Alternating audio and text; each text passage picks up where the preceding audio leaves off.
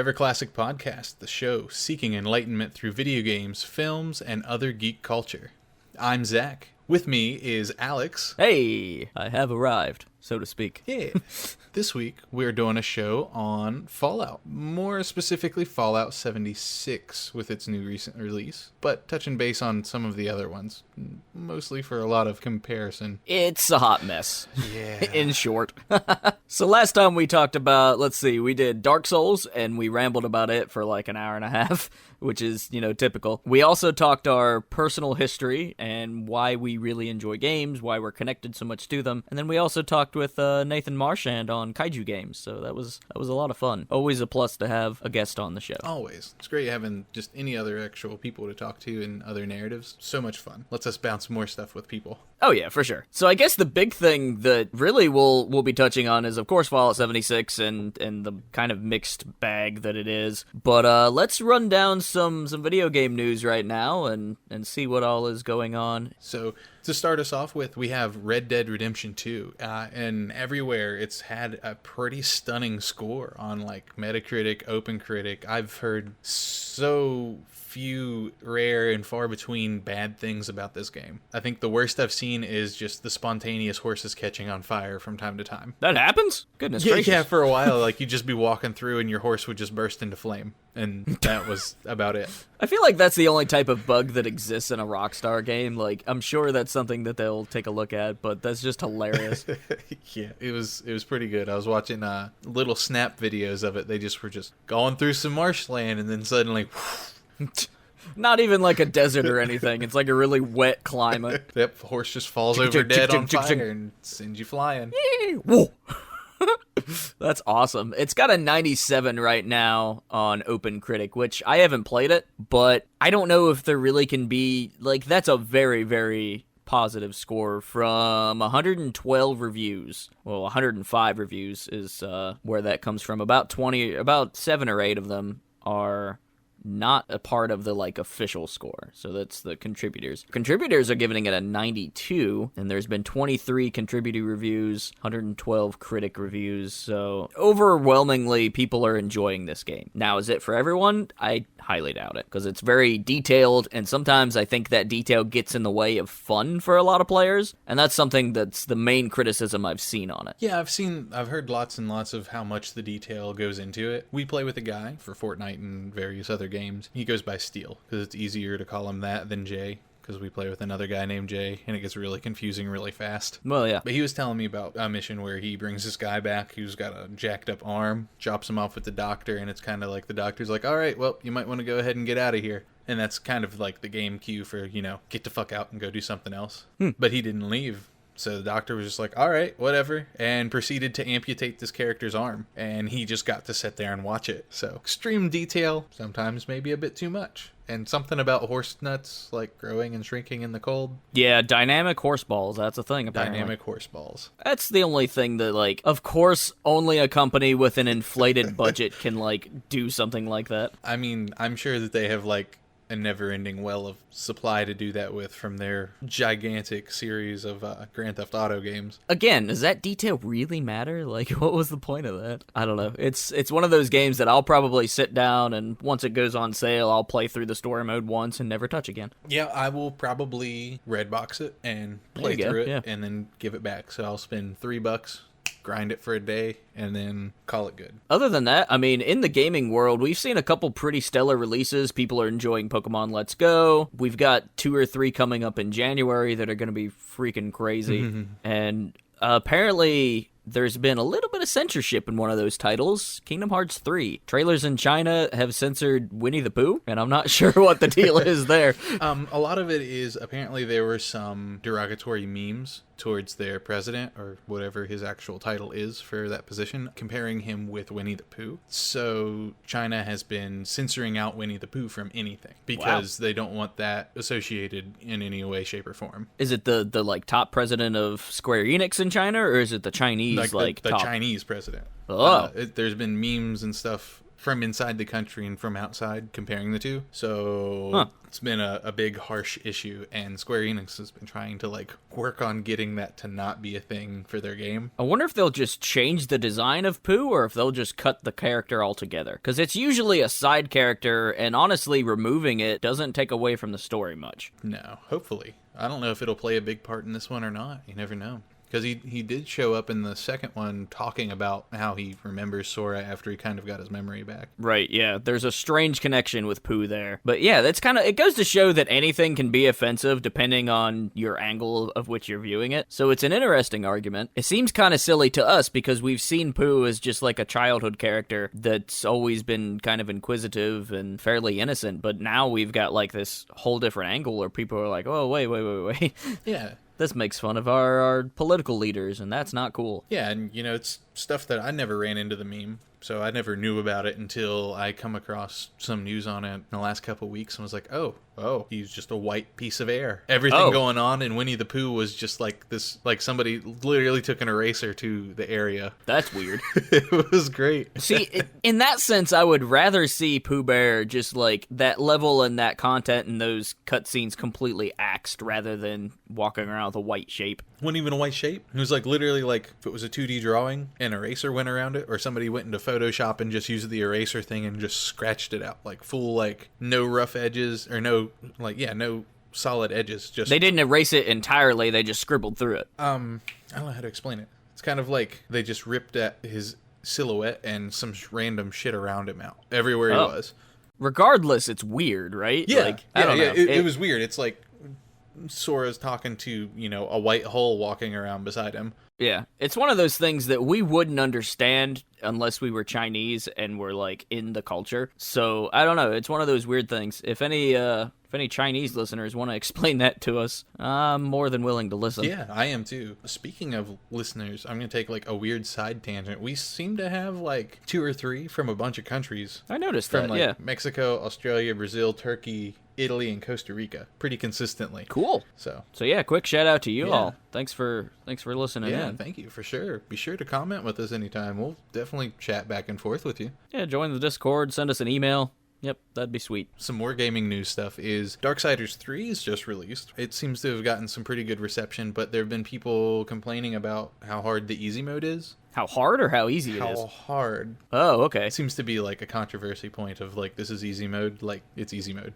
Why is it challenging? Yeah. So, it's kind of like, I look at it this way and it's hard, and I look at it this way and it's pretty easy. But because of that, they seem to have made easy mode easier. So in case you're looking for a really easy game now, Darksiders 3 is going to help you with that easy mode and get a really good story out of it. I don't know the story myself yet because I've yet to play it, but I really enjoyed the other 2. They're kind of bulky, but I still really enjoyed playing them. I played through all of the first one, but like the last act, I think. And I really enjoyed it because it was essentially just a hack and slash Zelda. And I was digging the themes. I like the creature design. Now, I've heard from longtime Darksiders fans that 3 is kind of not great, especially when it's trying to emulate some of the Dark Souls mechanics and it doesn't do them so hot. But then you talk to other people and they're like, oh yeah, it's great. So I don't know. It's one of those games that I think it's going to be hard to recommend to people because it can be either way so quickly. In my view, because I really enjoyed 1 and 2, I don't think that they necessarily had the same mechanics, so I have no idea what they're talking about there. I've not had that experience myself. But 3, the only thing I really want out of 3 is to know more about this damn Charred Council. Oh, yeah. And know more about what is going on with that world of stuff. Because it's pretty cryptic. I understand it's there, and I understand the Horsemen are in some sort of weird point of contention with them. So if this gives me, what is it, Wrath? Not Wrath. Fury is this one, yeah. If I get Fury's story and a lot more information about the Charred Council, then I'd be pretty excited for it. If not, I'll just kind of be like me and would want to wait for Darksiders 4, where I would assume they would have to say something about it. I would think, like, the way the story went in the first game and the way I imagine it went in the second one, because, again, I only played the first one, I think that they really could only make 4 games, right? Unless they make, like, one final game where you can play as all 4 characters. So I think there's only like 1 or 2 games left. Yeah, that's where I'm at. I think there'll be one for each of the Horsemen, and then a 5th one for what they're going to do afterwards. because it seems like it's just following their stories are all pretty parallel, like timeline wise. Because in the second one, Death doesn't have any interactions with War, but they seem to be going to the same place. Like, the same stuff seems to be happening. So I kind of feel like it happens about the same time. I could be wrong. It's been a while since I've played it. Yeah, I don't really know. All I know is this council hates the Horsemen for some reason. They're blamed for, like, the universe being bad. And you would think the last character would be Famine, and I wonder how, though, because I like the, like, creative takes they take on some of this mythology. So I wonder if they'll stick with Famine or if they'll do something else. Well, he better be a damn spellcaster. Yeah, if it is Famine, I imagine it'll be a spellcaster. It almost have to be. Because what was it? War, Death, Famine, and Pestilence were the actual Horsemen? So... Yeah, but they replaced one of them with Fury, so yeah. I don't know. Not a clue, but the other two have to be spellcasters. That's their name implies this, unless they're going to be some sort of weird tinker gnomes. Yeah, I'm unsure. Yeah, there should be one more Horseman left, and then maybe we'll get a culmination game, but either way, a trailer dropped a couple months ago. Well, maybe not even that. Maybe about a month ago. And I wasn't on board until I figured out who's actually playing in it. So Detective Pikachu is a thing. They weren't kidding. It exists. And it's, like, actually in production, and it looks like it's almost done. And it's got the weirdest art style you can imagine. And it's like a photorealistic, like, Pokemon or furry. I recommend going and watching the trailer because it's the weirdest thing. But by the end of it, I want to go see this movie, man. Like, I don't know, it looks really good in the weirdest way. But it is just kind of weird to see Pokemon portrayed like this. Yeah, I agree. I'm blown away by some of it. Some of it looks great. Like, the Charizard looks fantastic. Yeah. And you'll see that in the trailer. It's not, like, hidden or anything. It's quite in your face, because he's quite a large Pokemon. But... there's so much other stuff going on. It looks really good. I don't really know the story of Detective Pikachu, except for at some point he's talking to a Mr. Mime, and the Mr. Mime is kind of fucking creepy. Yeah, I don't know about that Mr. Mime, man. That's a weird one. He's got like the little tiny like micro fuzz on his head, and he's like bald, and I don't know. That's gonna cause some like nightmares in children, I guarantee. Possibly adults. Yeah, it's kind of nightmare fuel. I do not recommend seeing this movie on drugs, but those who enjoy that sort of thing, that might be the best way to experience it. I don't know. I'm not real sure, but it's exciting. Yeah, either way, Ryan Reynolds is Pikachu, and that's kind of awesome. Yeah, I love him. It's awesome. I'm really confused. One of the memes that I've come across that I got the biggest kick out of just recently for it was what I compare and contrast about what they thought they were going to get was, you know, Pikachu, the Great Mouse Detective, and like all these pictures from, I'm assuming, the game or something. Yeah, there was a 3DS game. And then the contrast was a picture of a Deadpool Pikachu that is Deadpool 3, the Great Mouse Detective. That's perfect. I swear if the next Deadpool movie doesn't make a reference, it'll be a missed opportunity. Oh, he's totally going to have to have made a reference unless they were like, no, sign in this contract that you're not allowed to do that. And then he'll have somebody else make the reference for him. I would hate to be the copyright license guy for the Deadpool series. Holy crap. That would just be an exercise in so many things to consider.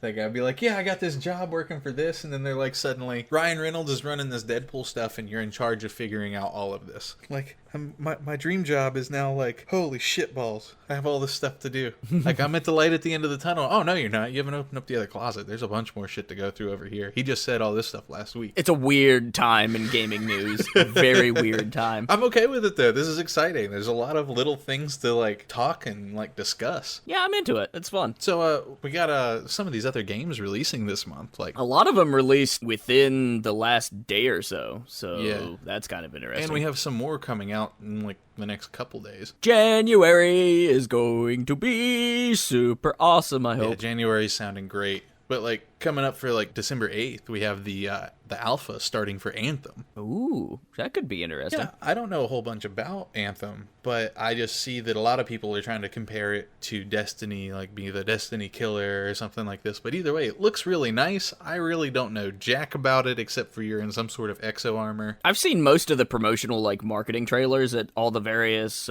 press events, like E3 and that kind of thing. So I'm, like, aware of it. I can't say I'm excited for it, but I've always said that somebody is going to nail that first-person looting RPG style game, and could it be Anthem? We'll find out, because somebody's going to hit it on the head, and it's going to be amazing. Because Destiny 2 has always come just short of that for me, and Destiny, again, was... it was almost there. The Division, almost there. And then there's been 2 or 3 other games. Warframe, again, is very similar. Lots and lots of things to do. But it's just like, there's a couple little things that could be added or changed that would really, really make that game work. Right. Speaking of, Warframe is now on Switch, and it runs really, really well. Nice. I didn't know that. I haven't played it myself. I've seen footage of it, and it's hilarious that works, and Ark doesn't right now, because some of the footage I've seen for Ark is atrocious on Switch. Really? I didn't realize Yeah, so I don't know what sort of voodoo magic panic button has that they can do these ports on Switch, but they need to, hold on to that and basically just port anything and everything. They are probably going to be making bank for the next 2 or 3 years.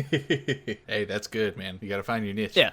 Other than that, Smash Bros. Is going to be crazy here soon on the Switch. I'm excited for that. That's going to be something that we get to, and we've not done Smash really ever. I've played, I understand, I know lots of it. I've just never owned one. It's one of those things that I've always been into it, but I've never gotten competitive with it. And I hope that this will be the first one, because the Switch is super convenient. I can, pick up the unit, take it to a local meet, and I'm ready to roll. I can grab my wireless controller and just run with it, throw together a very small backpack, and be at my local meet in 2 minutes, which is super cool. Hopefully the online works really, really well. That'll be a big portion of it for me, I think, as long as that is functional and solid. It also has to have just all the weird bells and whistles. I love collecting history in Smash Brothers games. Trophies are no longer a thing, but there's these things called spirits, which are stickers that can alter stats and stuff. That could be a lot of fun as far as games history. It already looks like they're doing a lot of really obscure stuff in that, so we'll see. But I hope to get it. I don't know if I'll get it day one. I imagine I'm going to have to get it digitally from where I live in Alaska, because any major release, they only send 10 copies to our local stores. So it's a mess trying to get actual physical copies, but I might pick it up digitally. My boy Simon's in it. Simon. I'm excited about that. The Belmont. Oh, yeah. Richter and Simon are in it, and all the Castlevania stuff, and I'm just I love everything about this. There's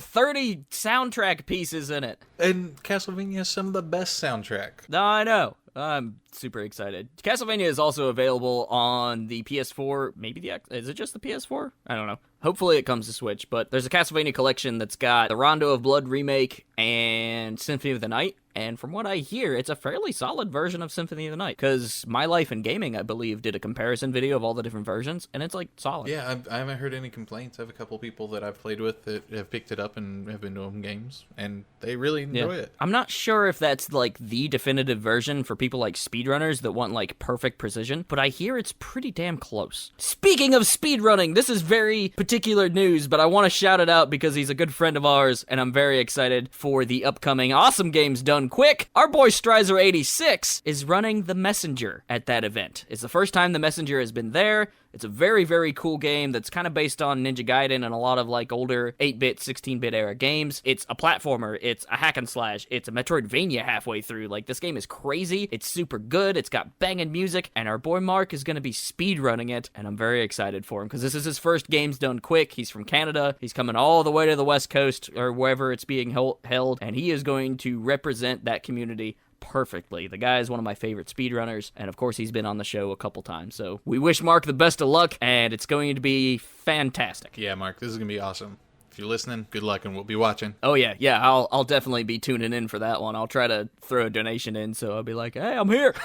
My boy! Yeah. We've got a couple VR releases this month, too. I've yet to pick up a VR. I was kind of hoping to pick one up for, the holiday season or something, or catch it on sale or whatever, but I have not been able to do that. Gungrave VR and Borderlands VR. Gungrave. Wow, I missed that one, but man, I haven't heard Gungrave in a long time. Yeah, it comes out the first week of December, and it could be interesting. Gungrave was the first anime I watched. Wow. See, I know the imagery, but I've never seen it, or I don't even know the plot or anything. And when I say Borderlands, I mean Borderlands 2 specifically. Oh, okay, 2. I didn't know if that was 1 or 2. Yeah, no, Gungrave's really sad. It's old, it's really good. You should really watch it, but it's really sad. So get ready for some feels. If you're not into VR, there's a lot of rhythm game coming out. If you're a fan of Persona, there's a lot. Persona 3, Persona 4, Persona 5, dancing, dancing, dancing. It's, I don't know, it's fun. The music is fantastic in those games. Oh, yeah. If you're just into the characters, I mean, it's a good time. And that's coming out on, let's see, the first dancing game, Persona 4, Dancing All Night, is coming to PS4, and so are the other two. So Persona 3, Dancing in Moonlight, PS4, and the Vita. Love that little thing. Persona 5 to the Vita. Oh yeah, of course, because it's sold like hotcakes, I imagine, on the Vita, because that's where it originally like launched, and I don't think it ever launched on anything else other than that. So now they're bringing that game to the PS4. Persona 5, Dancing in Starlight, PS4 and Vita as well. So if you're on the Vita, if you're on the PS4, you're gonna have some rhythm games coming soon. Yes, and all of these will culminate in Persona Dancing: The Endless Night Collection. Oh, you can get all three of them. Yeah, I think you can get them all as a big bundle. That's cool. You want to tell everybody about this really fun anime we found? So this is something that I was scrolling on Crunchyroll, which I do this from time to time, of just like, what is the newest thing out? And it kind of half filters it through popularity. And I stumbled upon this one called That Time I Got Reincarnated as a Slime. I watched the first episode or two, thought it was kind of silly, didn't think much of it after that. Then my roommate Eli picked it up after I only watched it, like, only the one episode had been released at the time, but he picked it up, I think 5 or 6 episodes where he had available to watch, and he's like, dude, this is a freaking phenomenal show. Are you watching this? And so now we're sitting down as a house watching this show, and it's got a lot of like really interesting Dragon Quest like video game stuff to it, but it also has a lot of heart, and it's got some great action scenes, great animation. It's a good time. I can't recommend it enough. It's probably one of the best shows currently in rotation, and I imagine it's not going to be super god-awful long. It might be like Toriko, where there's 100 and some episodes. I don't know, but either way, it's a fun time. Yeah, Toriko was great. God, I fucking missed that. But no, this show's great. I've watched everything out so far, and it's beautiful. There's a lot of heart in it. There's a lot of silly stuff. Not necessarily throwaway silly, but there's one little goblin character that's pretty throwaway. He's really fun. I love him. Yeah. What is his name? Gabato or Gobata, whatever? Gobata, something like that. Everything's Gob something. Yeah, he's great because he's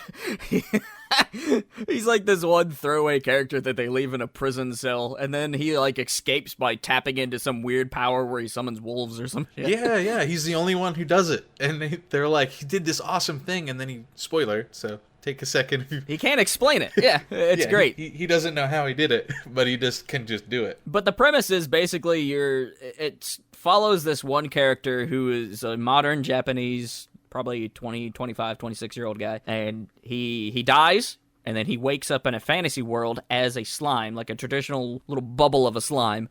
And he's like trying to figure out stuff, and he's slowly getting stronger, so he'll like pick up different senses and different abilities, and it's so cool. I don't know. It's fun. In the world of it, he has no idea how he got there, but yeah, his death kind of gave him the skills in the next world, which explains itself in the very first episode. So this isn't something that's going to be like hidden, and it's really fun. He just kind of stumbles his way into doing stuff. We have this other show that I ran into. I actually stumbled on the manga of it first, and then found the anime's fun. The manga's very, very, not quite chibi-ish, but it's very cartoony, with some serious element to it, but it's called Soul Land. The anime of it is much more, I guess, made more for an older audience. I guess technically the other one is too. It doesn't really matter. You're able to enjoy anything at any age now, and they're both still ongoing, which is really great. And there's like 3 versions of Soul Land, 1, 2, and 3. And they all take place at different times in the same world. Okay. Yeah, it's really strange reading stuff that takes place, 10,000 years later with the same world ongoing with the same story while the first one's not even finished.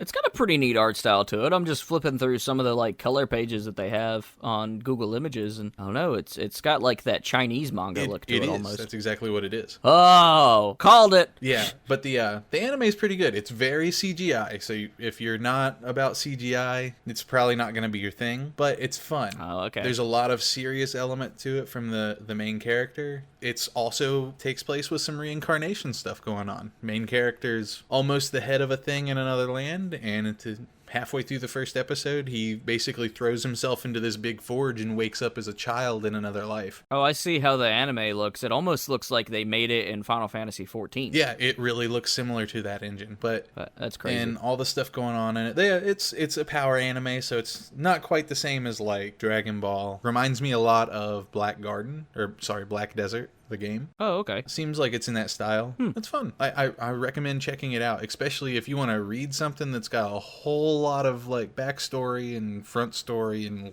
room left to go. There's, I don't know, like almost 300 chapters of Soul Land 1, almost 200 chapters of Soul Land 2, almost 100 chapters of Soul Land 3. Is it all in color, or is it just specific pages are in color? Both. Because I'm seeing a lot of color pages. Yeah, most of it's in color. In Soul Land 1 specifically, I'm pretty sure all of it's in color. 2? No, actually I take it back. 2, everything I've read of 2 is in color as well. That's crazy. Yeah, 3 I think as well. It's pretty wild. Has it got a official release, or is it all like fan translations? I think a lot is fan translations, but Okay. I'm not sure. I know that they're partnered with this green tea that we really enjoy drinking when we go up to the international markets here, which makes it even better because we started drinking the tea and then I started watching that and was like, yeah, this makes me feel great. So you stumbled upon this based on tea? Yeah. That's hilarious and awesome. That's like saying I got into Final Fantasy 15 due to noodles.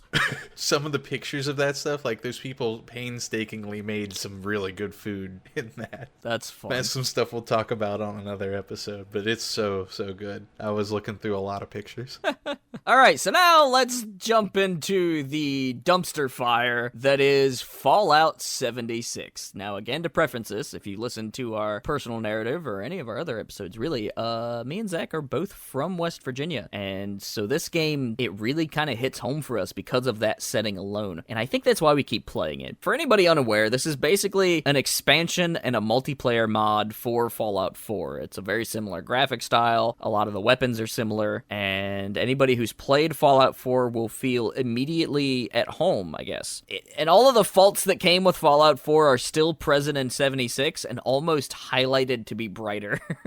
Because it's all multiplayer, there's no NPCs whatsoever. All of the other human characters are dead, so anytime you come across a story element that involves somebody like trying to survive, 9 times out of 10 you're gonna find a corpse and a holotape. It's this game is so frustrating, but I've been playing it like crazy. Like, I'm level 40, so I've put probably 80 hours into it. Yeah, what am I up to now? Like 58 or 59, and I've just got stuck in some grind loops because I keep wandering into nuke zones where I really shouldn't be, but it's giving me the XP for checking crazy stuff out. It's good, but there's so many things that are not very good at the same time. Yeah, so I guess the first thing to bring up is the combat could use some tuning, and it's weird because supposedly they worked on Fallout 4 with the Doom people, and so id Tech, they use that to make Doom Eternal, I imagine, Wolfenstein 1 and 2, and the expansions therefore. So id is doing some, incredible shit with shooting, right? And Bethesda is their publisher right now, so why in the world didn't they just use the id engine or the Unreal Engine? That's what boggles my mind. Why are they so gung-ho about this creator engine that's been around as Gamebryo even since 1997 or some shit? Yes, no, and they should definitely be using the Unreal Engine. I'm gonna go on a small tiny rant because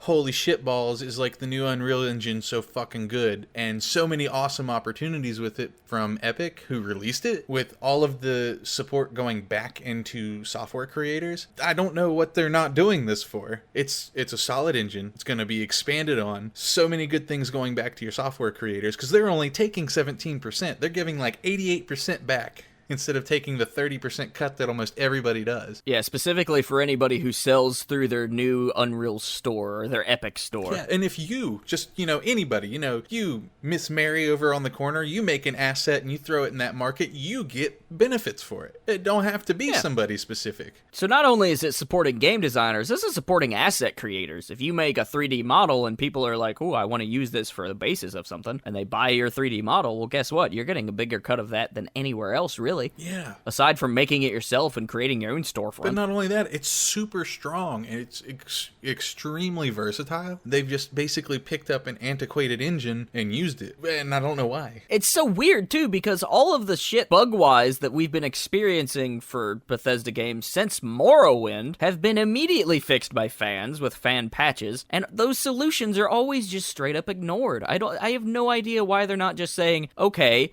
now this fan-made patch is just officially supported by Bethesda and will automatically fix your game. Rather than that, they just leave stuff broken, and then you have the bloated issue of the more you play, the worse it gets. Here's my little side thought on that, is that they're scared to be like, well, you do it better, because the Sonic fans did, and there's a whole lot more Skyrim, Oblivion, Morrowind, Fallout fans, and I'm pretty sure they'd come together to make something killer. Yeah, that's really the problem right now, is Bethesda is being stubborn, and it looks like this is more of a money grab than anything else. And I don't know why they did that, because most of their games have been selling ridiculously. Bethesda's really good, but they're starting to look a lot like Konami and worry me. Yeah, and you do not want to look like Konami. That's a bad look for anybody. Yeah, especially now. Like, just the further we go, the worse it's starting to look. So they're straight up ignoring bugs, and some of these bugs are, like, crazy. Like, most of the enemies you'll encounter in Fallout 76 do this weird, jagged, like, phase in and out of existence thing. They're very hard to shoot. Your aiming is not super precise. The hit scan is wonky. The reason that Fallout 4 and Fallout 3 was kind of acceptable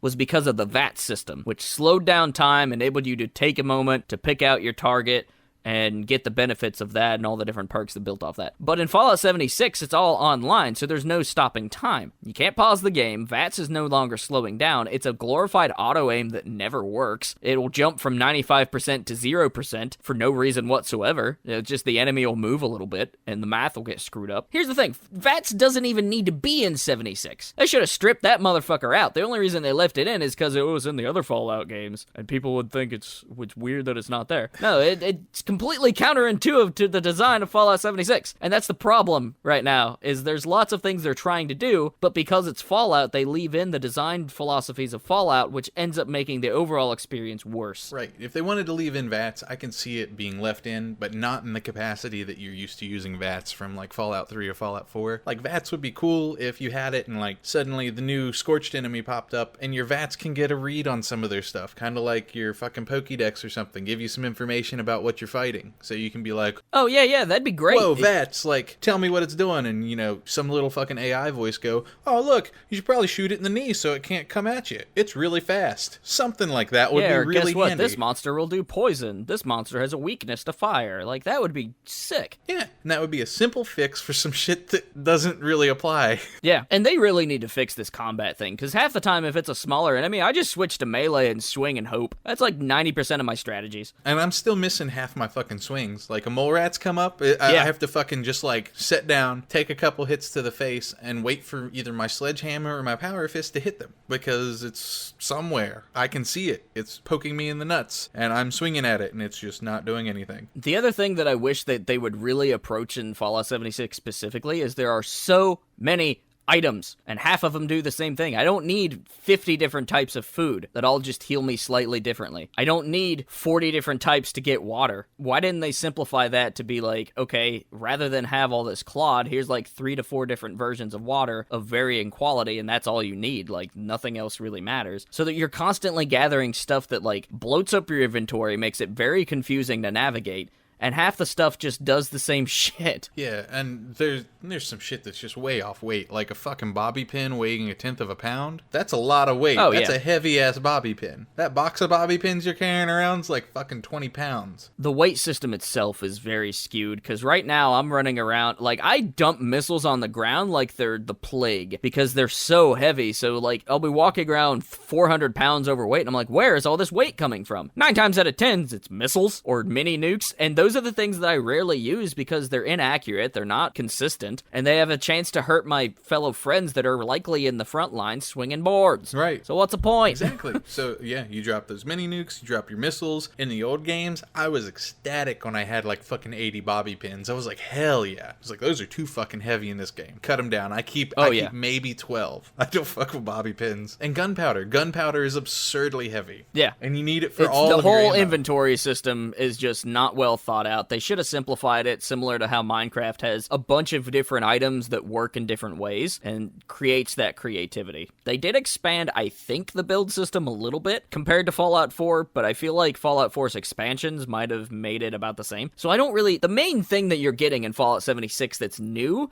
is the setting, West Virginia, which is actually a fairly solid setting. They get the idea of it pretty okay. The ass ton of like new monsters and that are based on cryptids and local lore and that kind of thing. That's very, very cool. Other than that, you get a few new weapons and armor designs, and that's about it. There's not really a whole lot going on. Playing Fallout with friends, though, very cool. If they just added a co-op mode into Fallout 4 or Elder Scrolls Skyrim, that would be sick. I would love to do that with 3 other friends. Yeah, that would be awesome. I mean, that's what I was hoping this would be, but... The problem is you have, like, these... And I think that a lot of my problems with the multiplayer specifically will get better once private servers are available, because right now, there's not a real way to, like, pick your server. You can only jump into a server based on your friend. So I have no way of knowing, like, what sort of things are going on in that server, or what level players are there, which can drive up the levels of monsters. It's just, I don't know how they, like, balance it, but I really want private servers. Yeah, like, I mean, even if they give you, like, kind of like a random server list, but in that list have, you know, this is the average level of the player in here. This server's had some nukes launched on it. This server actively has a nuke launch going on. And for people who want to go in and launch nukes, that way they know what's going on. It's already been done. Because half the time, if a nuke has been dropped in an area in a server, sometimes that area in that server will just constantly spawn level 80 glowing ones. Yeah. Like, that's just what it defaults to. Yeah, like, specifically the golf course at White Springs, like, even during the nuke setting, like, that's, like, the best place to get quick feral kills that are really high level and drop good loot. The problem is... we ran around for, like, 3 hours just power leveling because there were so many other people there doing the same thing. Yeah, it was ridiculous. But the problem is there's also a bug that when that goes away, like the nuke zone goes away, they stay and continue to do that spawn outside of the conditions that they should, and it'll just keep going. Not only that, they have an issue with the enemies. So your legendary enemies are what you're looking for, or your boss enemies with the crown over their level, or, you know, legendary something with stars behind their names. Those are the things that everybody's hunting. That's what drops your good stuff. But there's an issue with all of it too, because once the nuke's dropped and all that's going on, some of the basic enemies are dropping stuff like legendaries because their name tags are wrong. Yeah. So if you're not getting a hit on, you know, the one over here that doesn't have the right name, that might be your legendary, and you don't know it. It's also weird. The leveling system makes no sense to me, because you can walk into an area that has level 1 ghouls, and at the same time level 30 ghouls, you can be level 15, and you can still come out on top. The leveling is completely arbitrary and makes no sense. I think of it as the leveling in Destiny, actually, because I get kind of pissy when I'm maxed out in fucking Destiny, and I go back to the super beginning level and I'm getting fucking ate up by 20 dregs doing like what should be no damage to me at that point, but they're fucking just murdering me. It's a weird situation, and of course it's always online, so there's no playing single player, no playing by yourself, which is awful, especially if you live in West Virginia where the internet is atrocious. It is super poop. But that said, all of that said, we're still having a pretty good time with it. Yeah. Like, I play almost every other evening, and I'll put 8 or 9 hours a day into it. Like, I am really enjoying it. Yeah, outside of, I think I've taken a lot of a break from it this week, A, because of some work stuff, B, because I needed to finish some Fortnite stuff before the end of the season, which was today. So I like scooted in like the last minute things I had where I had to, but now I can get back to it. Yeah, and I'm excited to jump into more single player stuff, especially, and kind of wait out 76 to see what all they add, and just kind of keep it on my list of things that I'm playing regularly. But yeah, I'm still really having a good time with it. I love exploring. I found all these little references to areas that I've actually been to in West Virginia, and that's really cool. Yeah. Sometimes the maps are a little weird, like Clarksburg is Clarksburg is north of Morgantown. Yeah. And that's the exact opposite in actuality, so that's kind of weird, but, you know, creative liberties. Yeah, I guess so. It's really strange. Like, the way the map looks, it looks like they have Flatwoods stuck on the Ohio River. Yeah, and it's right next to the New River Gorge Bridge, and they're, like, way farther apart than that. And you can, like, see it from Flatwoods.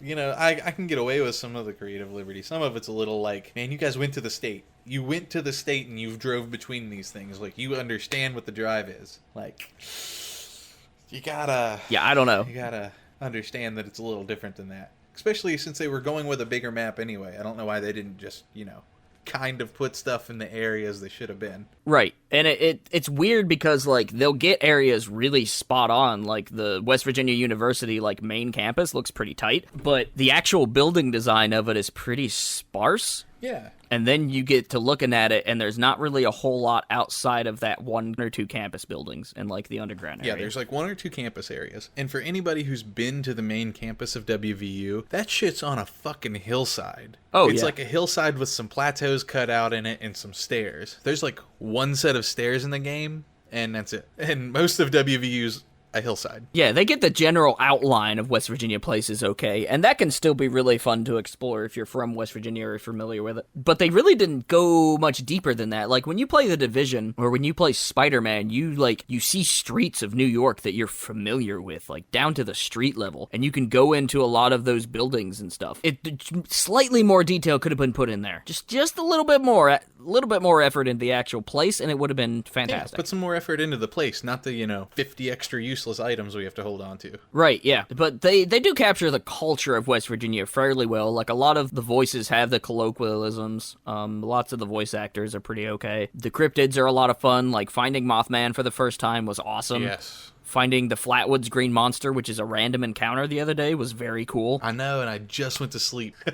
Yeah, you had logged out, and then I found this weird forest area that had all these weird plants, and then all of a sudden the Flatwoods Monster spawns in, and it was like purple and alien and mechanical looking, and it was really cool. And we actually killed it, which I didn't think was a thing, because half the time it flees, is what the wiki was saying. So, I mean, it's interesting, because there's lots of these really cool cryptids. They kind of build them up. There's some lore that you can kind of read and take in, and you can kind of use that to figure out where they kind of spawn. So it's really cool to see those creatures represented in an interesting way. Absolutely. So I guess the next topic that I want to bring up is PvP is not well thought through. Most of the time when I see characters, it's in a cooperative sense. I'll be like, oh, hey, in case you didn't know, there is a power armor chassis just over the hill. And if you don't have one yet, then that's a place you can grab one. Or if I see somebody getting attacked and the things aren't going well, I'll jump in and try to help them and, hope that happens to me, vice versa. But there's so few players in the space, and I like that. I like that there's not 100 players in one town area. That's perfect.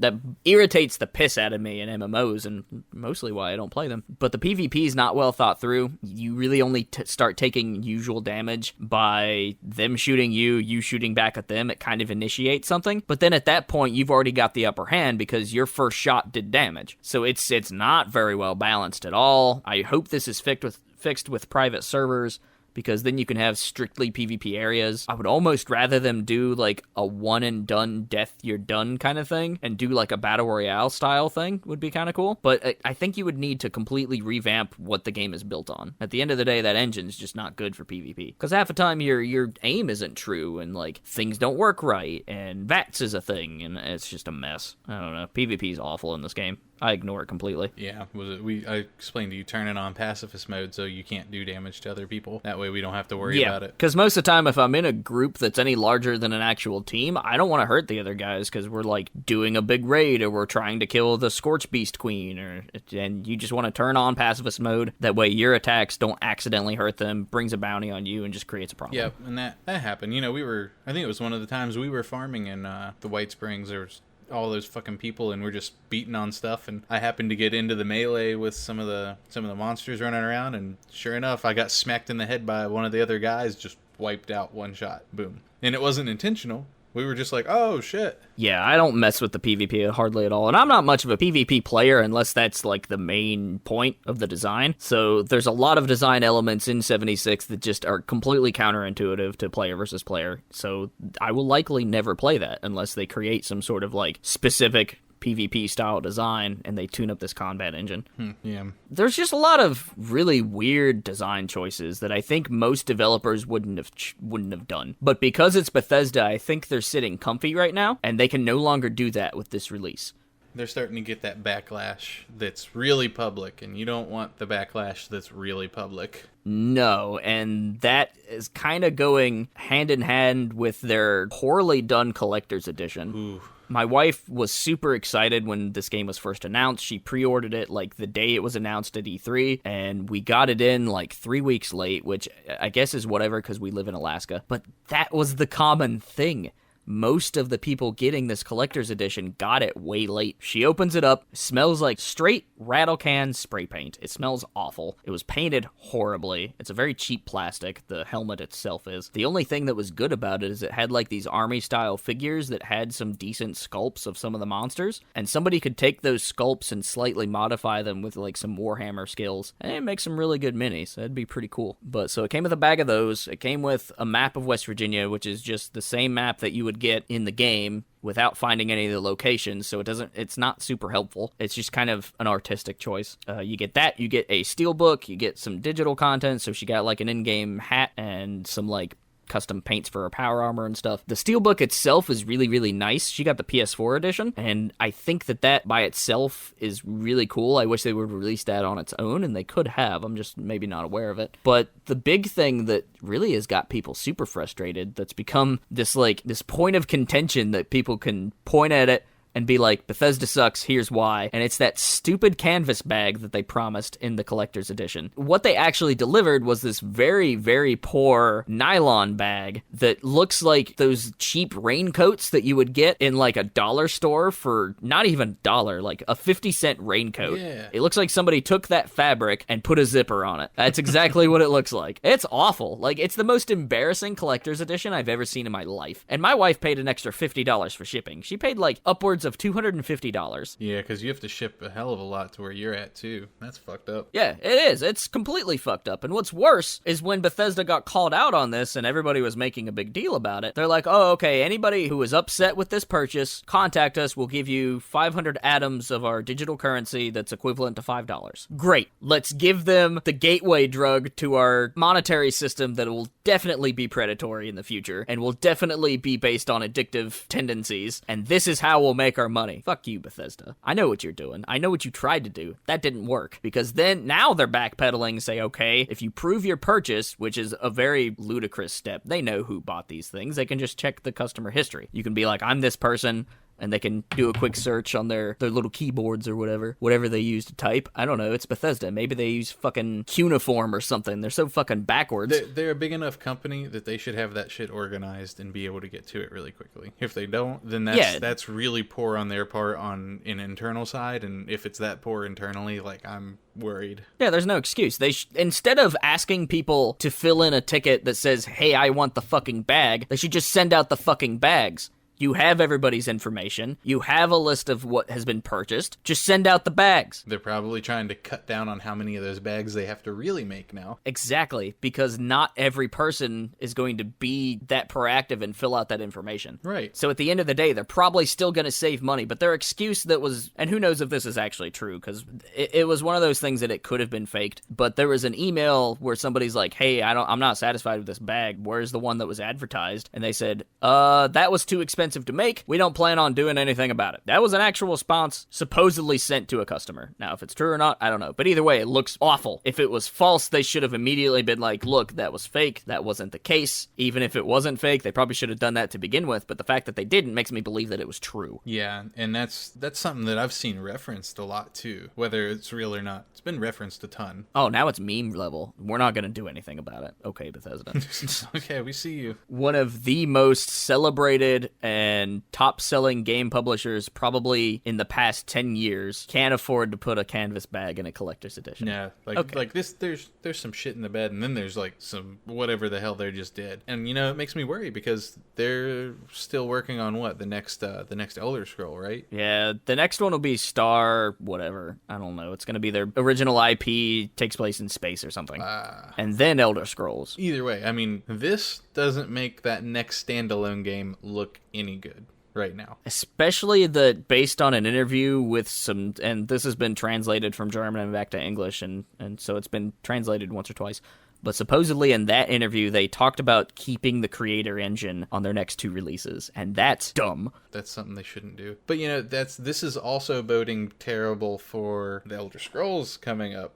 After that, that's like their moneymaker. They just need to ditch that entire engine. They need to do a lot of apologies. They need to reevaluate their company, and they need to start using their talent and money wisely, because I think that a lot of the budget of Fallout 76 went into marketing, because I have friends who are at the major press events for Fallout 76, they got a canvas bag. It was a different design, but they got a canvas bag. They got, all this extra bells and whistles stuff. They got a hard drive that they could get footage on. They probably spent upwards of $800 per person on these amenities. And, that's fine. I understand marketing is all about making the press feel comfortable. I've been to those events. I understand how that works. And it's a weird relationship that press has with publishers. And I think they put too many eggs in that basket. This game should have been delayed. Honest to goodness, it should have been delayed. But I think because of they were like, oh, we're Bethesda, oh, it's Fallout, it will sell no matter what the quality is. And that's probably the harsh reality. A lot of the sales were probably fairly high, to a point where they made their money back and probably a profit. Now comes the thing of, are they going to fix it for the people still playing it, or the people that they want to play it, or are they going to take their money and run? That's where we're sitting at now. Yeah, just my point of view, it looks like they're just trying to take the money and run. They are definitely put in the spotlight, whether they do want to be there or not. They say any PR is good PR kind of thing. That's probably not the right statement. Probably mixing up some words in that sentence.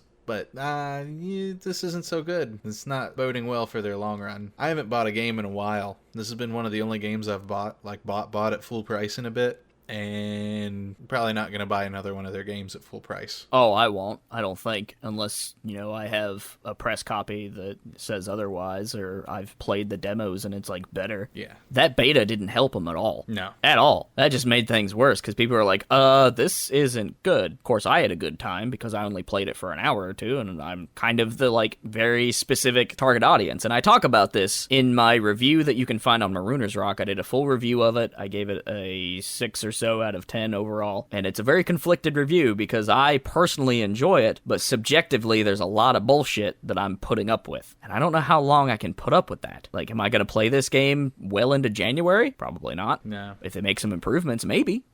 I don't know. It's awful, because I want to like this game for the next 6 months. I want to enjoy it, but I think I'm just going to fall back to Fallout 4 and wait for the Fallout fan creation, Fallout Miami, which looks like a really interesting project. Yeah, that sounds really cool. I've fallen back to doing Save the World in Fortnite to grind up V-Bucks just for the hell of it. There's more nice. story there than I'm getting out of Fallout at the moment. There's a lot of things going on in the Fallout stuff, but I'm not getting a cohesive story, just like this person's little individual story. They're pretty cool. Holotapes sound great, but some of them last forever. They get shuffled into your inventory. There's no way to sort, here's the most recent ones I've picked up. Yeah, and I like the music. I'm a little confused by some of the music. It's not what I would have listened on Appalachian radio, but a lot of it's the same. Yeah, a lot of it's the same. I don't hear Country Roads nearly as much as I should definitely be hearing Country Roads playing it in West Virginia. Evidently, they didn't listen to the radio while they were there. But that and the hacking and whacking and smacking, chopping that meat. Hacking and whacking and chopping that meat. Yeah, that song. I'm still there. Been there since Fallout 3. Still there. Yeah, and I keep reading Reddit posts. I just read one talking about server hopping exploits being removed as part of the secret patch stuff going on that just happened. And people trying to kill Evan's dead body. Rip people trying to kill Evan. Next person, I've been beating on his dead body for so long. Next thing goes, you trying to hacking and whacking. And then it goes right down through the song and people start dying. That's funny. So, continual reference there. Yeah, I don't know. There's so much effort that could have been put into this. I think it should have stayed in production for at least another 6 months, maybe a year. It was released way too early. This is an early access experiment from Bethesda. Yeah, that's what it is. That we paid full price for. That we paid $60 for. Then 2 weeks later, it was fucking $25. Yeah, it dropped down to $40. It dropped down lower than that right after that. $40 really number, it dropped even lower. Oh my god, how insulting. That's them recovering. That's them backpedaling. Yeah, and it was like that for a while. I was upset. I think they should do something for the folks that bought it at full price. I don't know what that is. Maybe give them a copy of Fallout 4. I'd be into that. If they just gave me a copy of Fallout Game of the Year because I bought Fallout 76 day one, that would fix a lot of my immediate regret with spending that money. Because now all I want to do is play Fallout 4 with some mods and go back to the DLC that I never played. Yeah. And Fallout 4 is not a perfect game. It's nowhere near. It was actually probably a lot of Fallout fans' least favorite title. But I don't know. It's just the one that I'm eager to play now, and I'm eager to play something that's just slightly higher quality than what I'm getting. So I guess my next question, Zach, how do we fix the motherfucker? What are some best ways that Bethesda could sit down and make this work? One, they've got to fix the combat. It's there, it's sluggish, it's bulky. I fucking miss constantly. I consider myself a pretty good shooter in shooter games, and I can't fucking hit the side of a damn barn half the time with guns. Oh, My guns, using is I have one of the random hunting rifles. I'll pick it up off of dead enemies after they break and throw one down like I'm the Goblin Slayer running around picking things up off the ground using their weapons. But that's hit or miss. It's my attempt to shoot something at long range. I might not. Sometimes I have a shotgun on me, but usually that shotgun involves me putting it to their chest and being able to pull the trigger and still having to pull it like 10 times versus me picking up a board and hitting something in the face twice and it dying. If I hit them in the face, I might miss them or swing through them or swing at them and then fall through the floor and then fall out of the ceiling on me. So that has got to be fixed. Yeah, that combat has to be improved, and I think the best way that I've kind of described this is Destiny has great shooter mechanics. It's got excellent combat. If they just took that kind of framework and slapped it into Fallout 76, that could be the main goal. Like, oh, this next major patch, we're going to have really tight combat. That's all we're going to focus on. That would be really cool, because Destiny's shooting is, like, fairly tight, and I would love that in Fallout 76. Yeah, I mean, that is really tight. If they had something like that, it would be fantastic. You could even, like, scale your enemies a little differently. Give some of them in certain areas of the map more damage reduction than others. Could be the same level, same type of enemy. You get a lot of play with it from there. Right. The other solution that I have specifically to fix Fallout 76, aside from a whole new game altogether, is a fan approach, and follow me on this. So I think my understanding of modding is fairly limited, but I think that one could extract the assets from Fallout 76, so the maps, the weapons, the enemies, they could recreate that in Fallout 4's engine and create a couple NPCs, they could make the story work way better. So I think that modders could fix Fallout 76 themselves, but only by taking everything that's new in 76, ripping it out and putting it into Fallout 4. Yeah, it'd be like, Far Harbor was huge, like a gigantic addition to Fallout 4, which basically gave it a whole nother map. So doing this would just be like, here, take your visit to West Virginia. Fucking bring it in from a whole nother angle. Like, meet some of the Vault Dwellers that came out, like the us that are playing. Like, let's treat it how it is. It's an expansion. Yeah. And they could even leave in some of the, like, you could take out multiplayer altogether. You could leave in, like, 1 or 2 player co-op. Yeah, co-op. Co-op would be great. That would be sweet. I'd be into that. But at the end of the day, if they just did the basic approach of just taking assets, putting it in Fallout 4, I'd be into that. Yeah. I mean, shit, they do fucking Elder Scrolls Online. Like, they're really... Well, different. I know. That's the problem, is Bethesda published that. They didn't develop it. That was a ZeniMax or whatever, whoever did that. Then why didn't they party with them for this?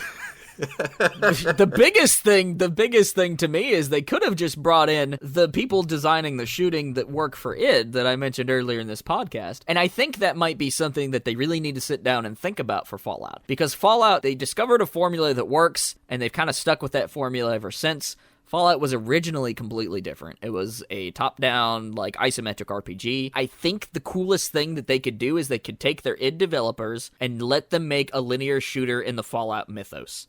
Let's not have all these bajillion guns and all these stats and all this. Let's just create a linear shooter using the Fallout storylines and the world, and that would be phenomenal. Yeah, I would... You could even include, like, a deathmatch mode or, whatever. Like, I just think it'd be super cool. No, that would be pretty solid.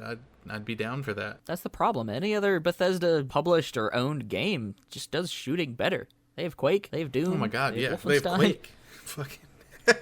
Yeah. They have Evil Within. They have Dishonored. Like they have a lot of things that are comparing to themselves, and this is like looking like the dismembered stepchild. Yeah, there was no excuse for this. I don't know.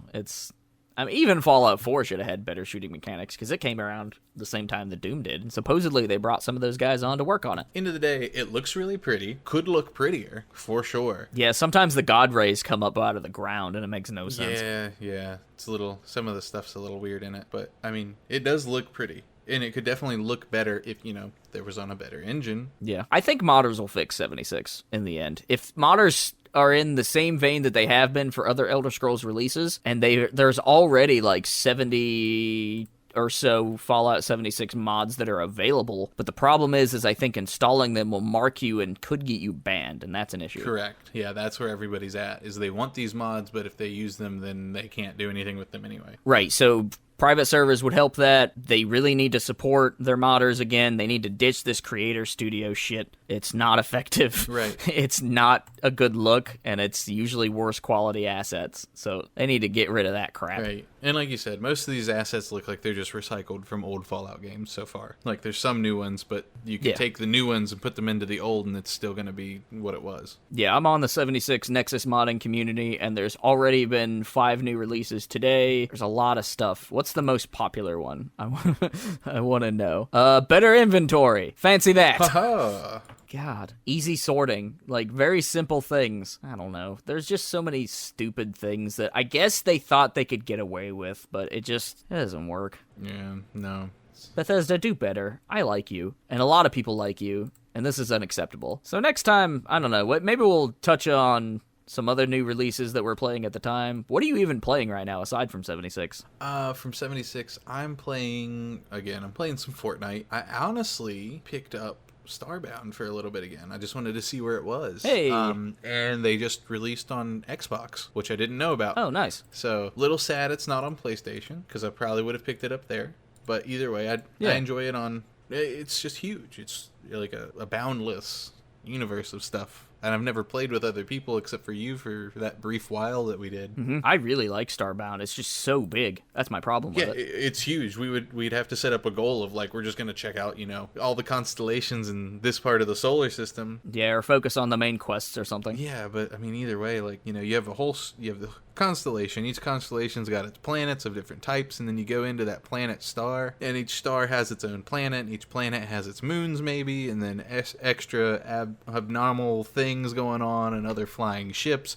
There's so much in Starbound that I can't bring myself to like pick a direction. I just kind of like end up wandering around. As for me, I've been putting a lot of time into Fallout. I recently beat Hellblade: Senua's Sacrifice. I cannot recommend that game enough, especially if you're into the God of War, because it was a very similar style game. It's got a lot of heart, it's got a lot of really good story, and it's a pretty phenomenal experience. So that's like the number one game that I've finished here of late that I just can't recommend enough. That game's super good. Yeah, I watched you play some of it, and it was really, really good looking. Very simple. You can get it on PlayStation. There's a physical release coming out soon. It's excellent. So I'm Alex. You can find me anywhere on these various social media places. You can find us in the show notes at Forever Classic 105. You can find Zack Snyder at Exquisite Liar. It's got an underscore in between the two words. Again, it's all in the show notes, baby. Go look for them. If you want to send us an email, send it to theforeverclassicpodcast@gmail.com. And until next time on the Forever Classic Podcast, stay cool, my friends.